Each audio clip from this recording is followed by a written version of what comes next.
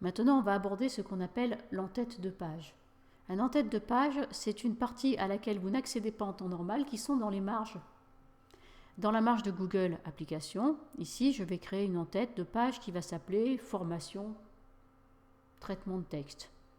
Pour ceci, je vais dans Insertion et je choisis En-tête.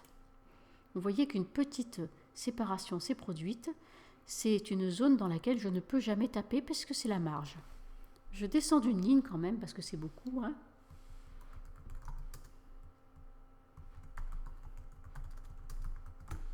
Voici une en-tête de page, mais on va l'arranger un petit peu parce que c'est un peu minable, hein. Taille 24. Je vais peut-être la centrer, vous voyez. Je pourrais changer la couleur. C'est pas très visible, on va mettre un bleu plus clair. Formation, traitement de texte. Pour changer et basculer de l'en-tête à la page, je n'ai qu'à cliquer. Je clique ici, je peux retirer le F à formation ou le remettre, et je reviens ici.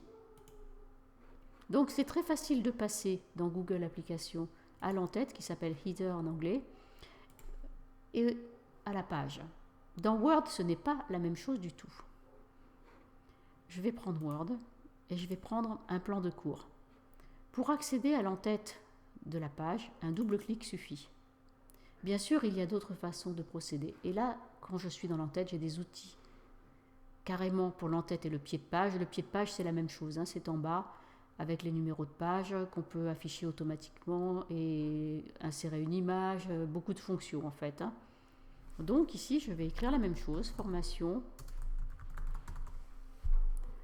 Je vais sélectionner mon titre dans l'onglet Accueil, augmenter la taille des caractères, choisir la couleur de la police. Vous voyez que c'est la même chose, du gras, du centré. C'est pas assez gros. Allez, on monte tout ça. Je suis dans une zone d'en-tête très particulière qui peut s'écrire dans la partie blanche. Pour revenir à mon texte, je dois double-cliquer dedans. Comme vous le voyez, il y a une petite lisière ici qui est la marge et l'en-tête s'écrit en haut. Si je passe aux pages suivantes, mon en-tête se répète sur toutes les pages.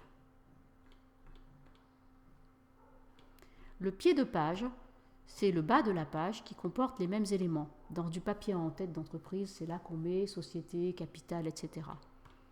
Lorsque je suis dans mon en-tête, je peux basculer au pied de page assez facilement, atteindre le pied de page, ou alors je serais allé tout simplement cliquer dedans vu que je suis en mode en-tête et pied de page.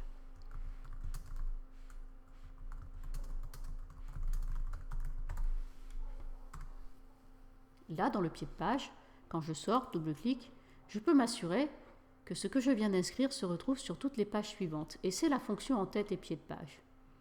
Pour Word, double-clic, bien qu'il y ait des fonctions peut-être dans affichage, en tête et pied de page, c'était auparavant comme ça, ou insertion en tête et pied de page. Voilà, insertion, l'en-tête, il est là.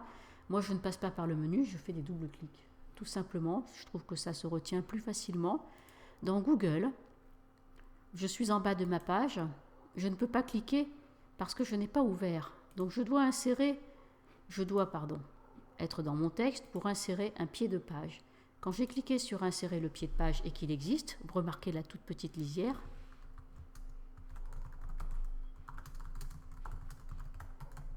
Je donne mes références. Ici, vous écrirez société au capital 2, le SIRET, toutes les mentions légales, notamment si vous faites une facture. Double-clic.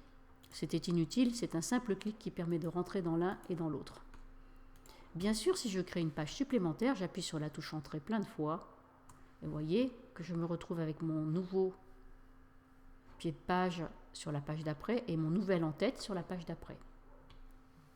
Il ne faut pas s'étonner que l'en-tête se reproduise. Après, lorsque nous serons dans Word, nous pouvons faire des sections différentes et avoir des en-têtes différentes selon les parties du document, mais pas dans Google texte, pas dans Google Documents. J'ai quand même une fonction d'en-tête et de pied de page, c'est sympa, ça serait quand même plus difficile de faire autrement. Alors, effectivement, on peut insérer un numéro de page en bas de page et on peut insérer un nombre de pages.